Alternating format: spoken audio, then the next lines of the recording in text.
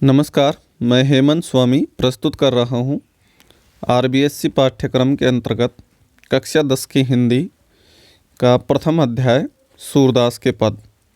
तो इसकी 3 व्याख्याओं का वर्णन हम पूर्व के वीडियो में कर चुके हैं, जिसका लिंक आपको डिस्क्रिप्शन में प्राप्त हो जाएगा।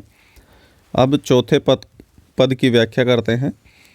तो इससे पूर्व मैं इसका भावार्थ बता देता हूँ, तत्पश्चात मैं संदर्भ प्रसंग विशेष सहित व्याख्या प्रस्तुत करूँगा।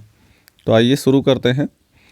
ऊधो मन माने की बात, दाख छुहारा छाड़ी अमृत फल, विष कीरा विष खात, ज्यों चकोर को देई कपूर को, तजी अंगार घात, मधुप करत घर फोरी काठ में, बंधत कमल के पात, ज्यों पतंग हित जानी आपनो, दीपक सो लपटात, सूरदास जाको मन जासो, सोही ताही सुहात। तो यहाँ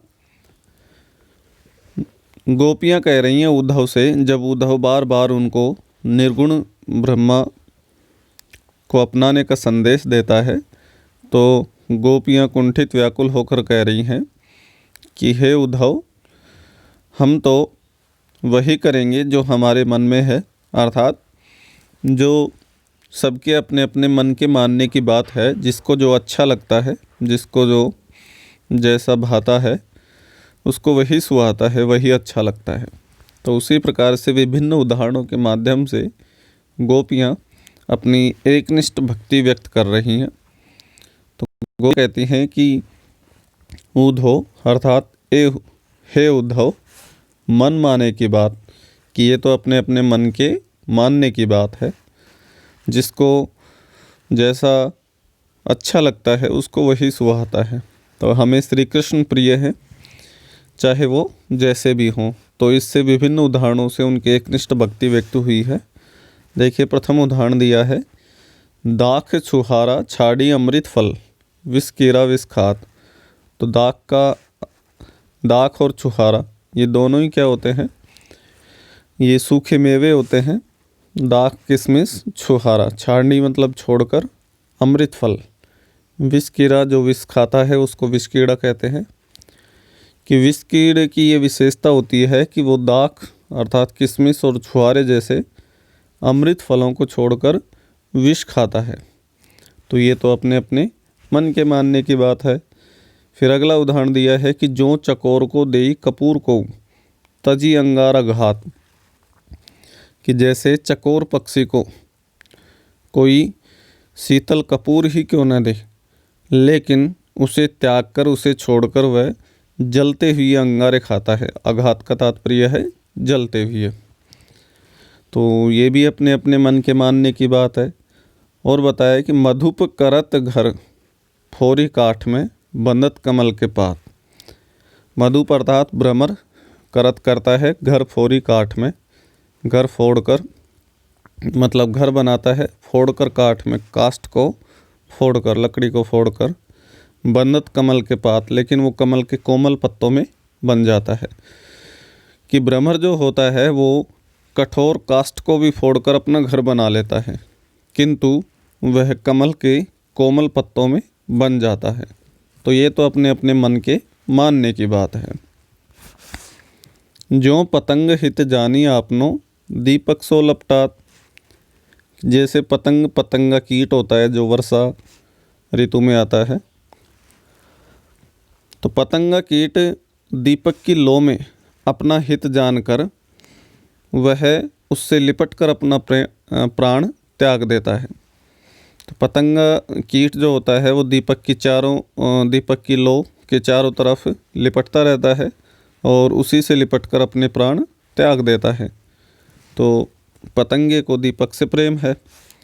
इसी प्रकार से सूरदास गोपियों के माध्यम से कह रहे हैं कि जाको मन जासो, जिसका मन जैसा है सो ही ताही सुहात, उसको वैसा ही सुहाता है या अच्छा लगता है। इसलिए हमें तो श्री कृष्ण प्रिय हैं, चाहे वो जैसे भी हों। इसलिए विभिन्न उदाहरणों के माध्यम से गोपियों ने स्पष्ट किया है कि श्री कृष्ण चाहे जैसे भी हों, लेकिन हमें वो प्रिय है। तो अब देखते हैं संदर्भ प्रसंग। संदर्भ प्रस्तुत है कि प्रस्तुत पद हिंदी साहित्य के सूर्य माने जाने वाले महाकवि सूरदास द्वारा रचित है और यह उनकी अमर कृति सूरसागर के भ्रमर गीत से संकलित है। इस पद में गोपियाँ श्री कृष्ण से अपने दृढ़ प्रेम को उचित सिद्ध कर रही हैं, जिससे जिसका मन लग जाए उसको वही सुहाता है, चाहे वो जैसा भी हो। व्याख्या प्रस्तुत है कि उद्धव द्वारा कृष्ण को भुलाकर योग साधना करने का उपदेश दिए जाने पर गोपियाँ कह रही हैं कि हे उद्धव,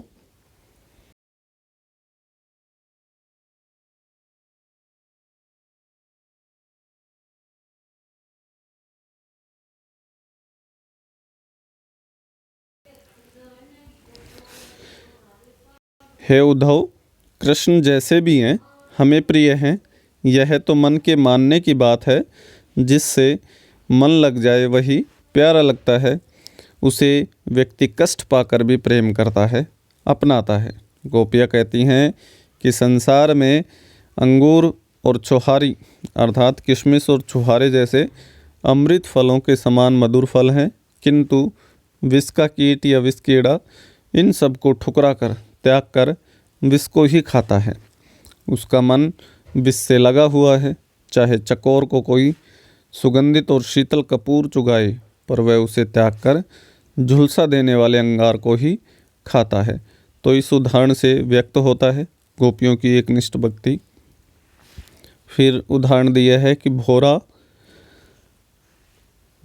अपना घर बनाने के लिए कठोर काष्ठ में भी छेद कर देता है, किंतु वही कमल की कोमल पंखुड़ियों के बीच बंद हो जाता है। उसे काट कर वह बाहर नहीं निकलता है। इसी प्रकार दीपक से प्रेम करने वाला पतंगा दीपक की लौ से लिपटने में ही अपनी भलाई मानकर उसमें भस्म हो जाता है। बात वही है कि जिसका मन लगा होता है उसे वही सुहाता है। हमारा मन श्री कृष्ण से लगा हुआ है, हमें वही सुहाते हैं। आपके योग को स्वीकार कर पाना हमारे वश में नहीं है। विशेष देखते हैं कि यहाँ जो भाषा है सरस ब्रज भाषा का प्रयोग हुआ है। शैली भावात्मक है। उद्धव के उपदेशों और तर्कों को गोपियों ने अपनी प्रेम व्यवस्था से नम्रतापूर्वक खंडन किया है। यहाँ अनुप्रास, उदाहरण और दृष्टांत आदि अलंकारों का प्रयोग हुआ है। वियोग श्रृंगार रस की रचना है। ये पढ़ी चुके हैं कि भाषा साहित्यिक ब्रज भाषा है, भावात्मक के साथ उपालंब शैली है, भक्ति रस और श्रृंगार रस है, गुण माधुर्य है, रीति पांचाली है और अलंकार अनुप्रास और उदाहरण प्रयुक्त हुए हैं। तो इस प्रकार से इसके चारों पदों का हम अध्ययन कर चुके हैं। इसके प्रश्नोत्तर और चारों पद की व्याख्या आपको डिस्क्रिप्शन में लिंक मिल जाएगा, आप अध्ययन कर सकते हैं। धन्यवाद।